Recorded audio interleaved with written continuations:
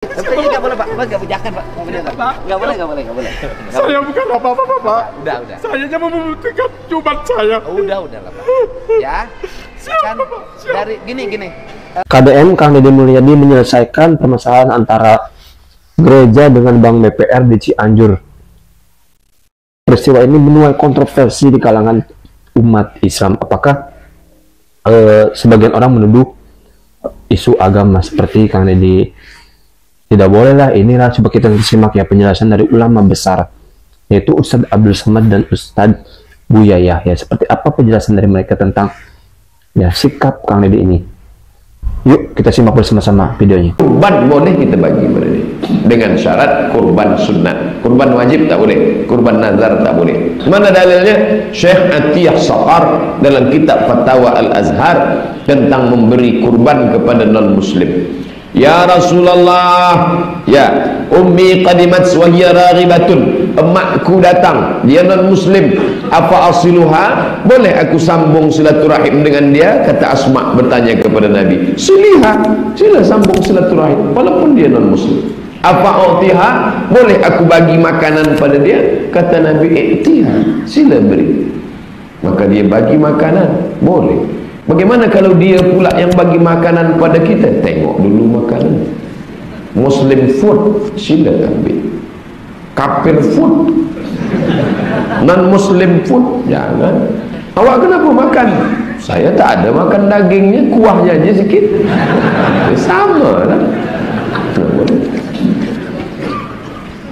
Islam tidak mengajarkan bila ia berbeza dengan engkau, pancung kepalanya, ambil hartanya. Dah.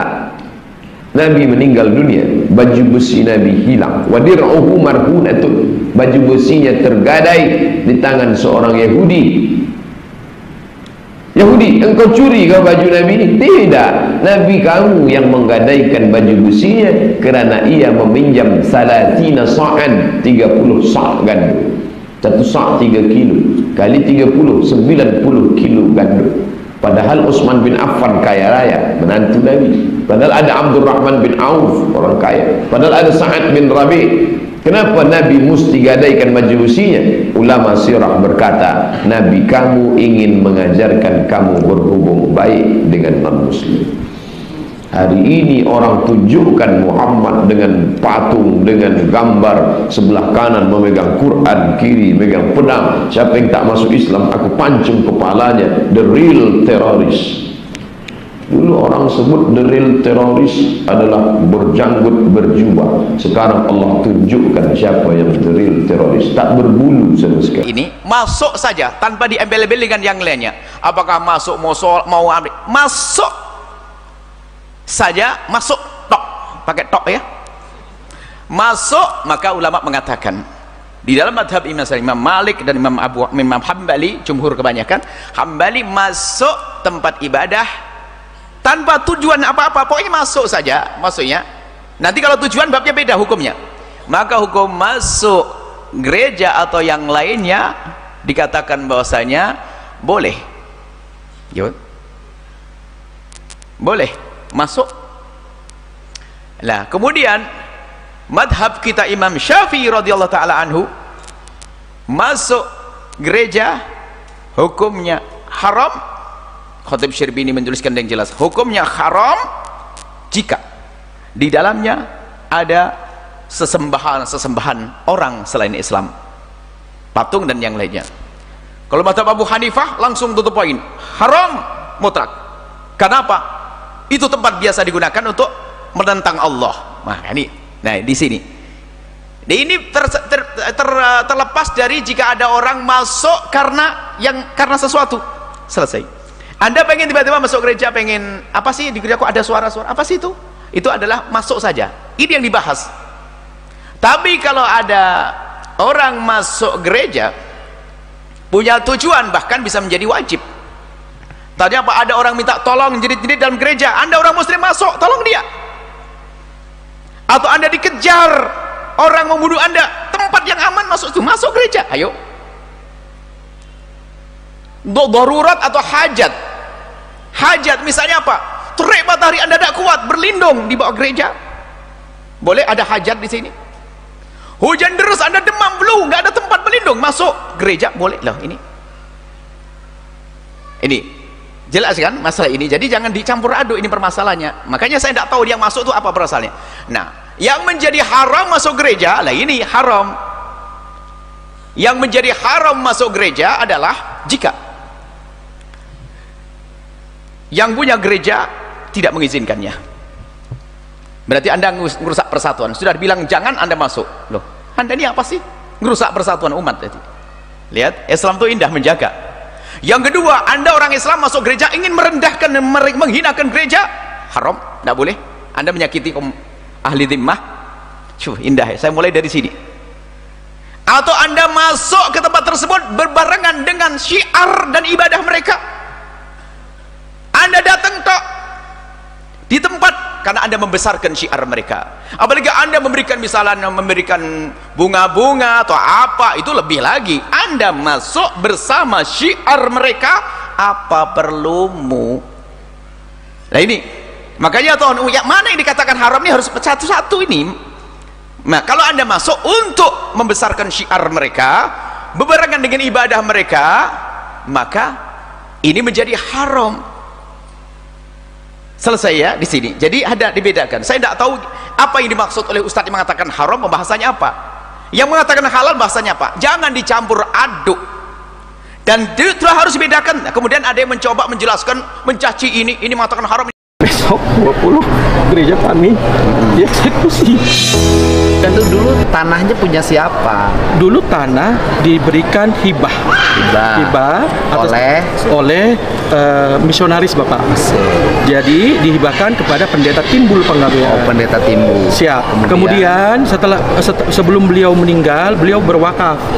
Saya tolong dikuburkan di depan gereja, dan itu kami lakukan Bapak.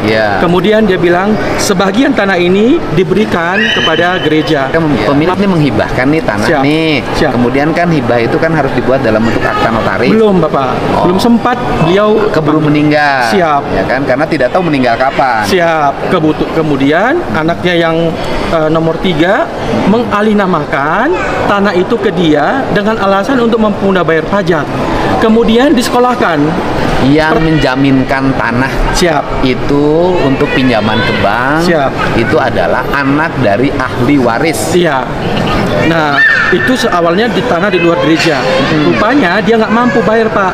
Di top up dengan tanah gereja yang sudah dialihkan jadi sindikasi. Awalnya satu BPR Supra di Cianjur. Kemudian karena mungkin limitnya nggak sanggup, BPR kan punya limit. Dia minta bantuan ke BPRK di BSD dan BPRK di TKI. Nah, waktu saya melihat itu, saya baru tahu nih Pak, sebagai gembala, sebagai pendeta, karena amanah dari pendahulu kami dulu, Pak Pendeta, kamu jaga gereja. Itu saja. Jadi saya nggak mikirin yang lain. Jadi ini disita oleh Bank Perkreditan Rakyat. Siap. Karena BPR Bapak. Ya. BPR itu Bank Perkreditan Rakyat. Oh ya, siap. Siap. Saya sedikit agak ya, tenang Pak. Siap. Pendeta harus lebih tenang dibanding saya Pak. Saya lebih berat daripada pendeta, perasaan tantangan hidupnya. Nah kemudian karena gereja kami mau dieksekusi. Ya sudah Pak. Kan semuanya Tuhan yang punya. Siap. Buat tapi hidup ini umat saya yang nggak bisa beribadah. Hidup Bapak. ini kan sudah ada yang mengatur. Ya kan? Semua peristiwa itu adalah atas kehendaknya. Semua peristiwa. Tinggal kita kan mengambil hikmah dari peristiwa itu. Nah, intinya BPR ini nggak akan mengeksekusi kalau hutangnya dilunasin. Betul Bapak. Kenapa kita nggak berpikir ngelunasin aja hutang BPR? Mohon izin Bapak.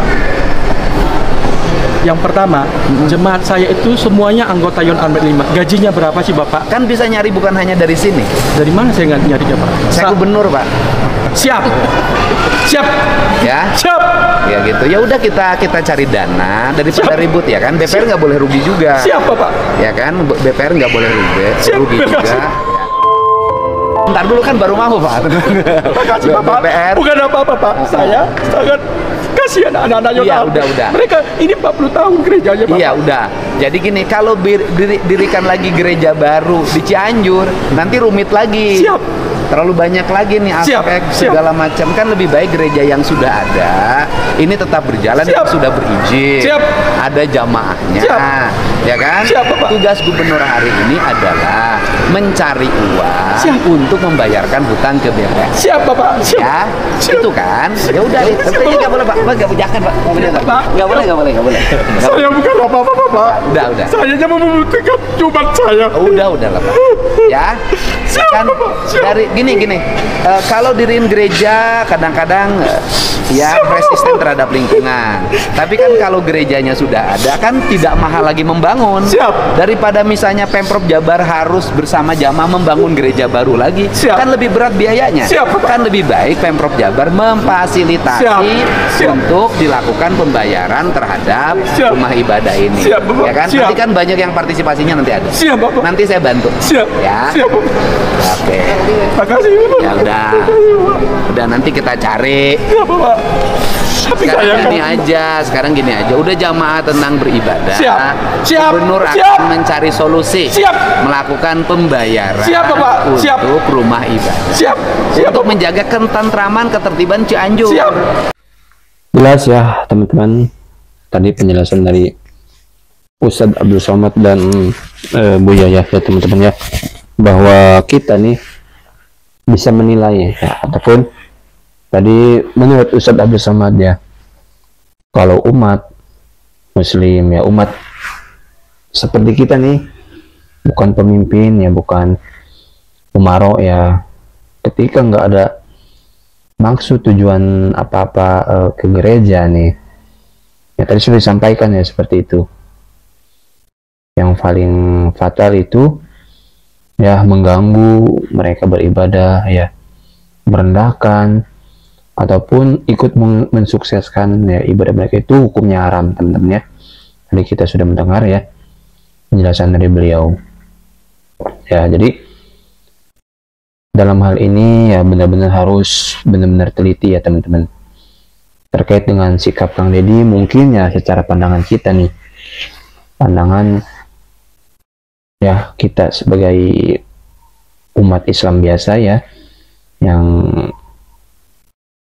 awam gitu ya, mungkin ya Kang Deddy membantu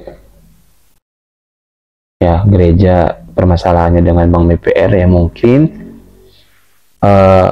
bukan hanya niat untuk mensukseskan peribadahan mereka ya, mungkin karena ya tugas beliau sebagai pemimpin, sebagai leader, sebagai kepala di Jawa Barat ya, sebagai umaro, tentu dengan sisi kemanusiaan ya, sisi kemanusiaan, bukan dilihat dari ya keyakinan ya, tapi sisi kemanusiaan ini mah yang menurut pandangan saya sebagai orang awam ya,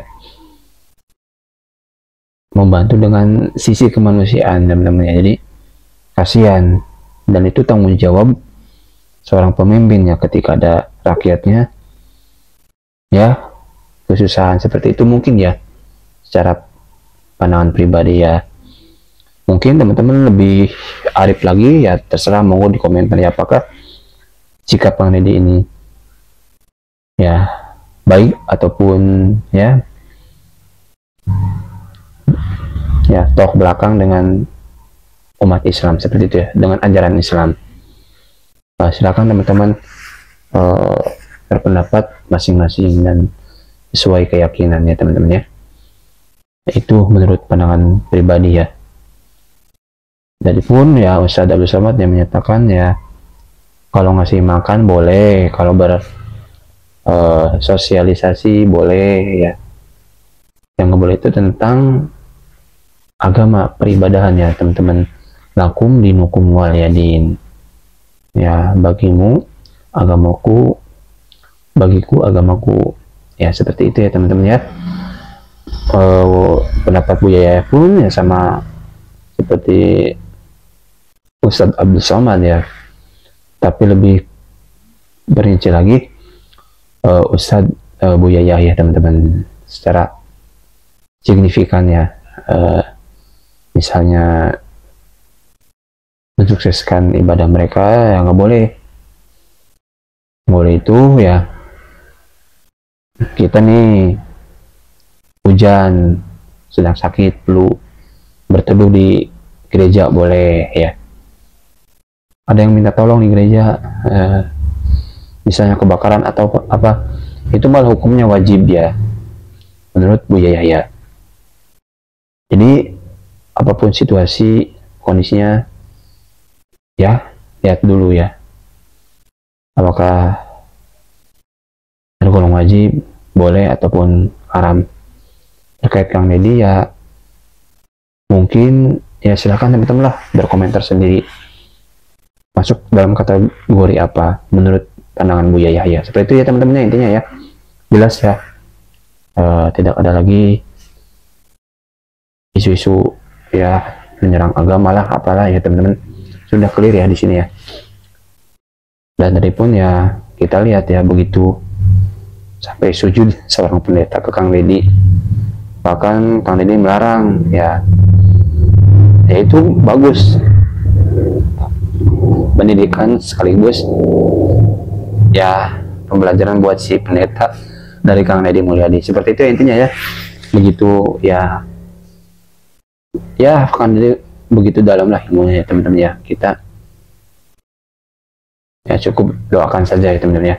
Oke teman-teman, terima kasih, semoga sehat selalu, sampai berjumpa di video. Assalamualaikum warahmatullahi wabarakatuh.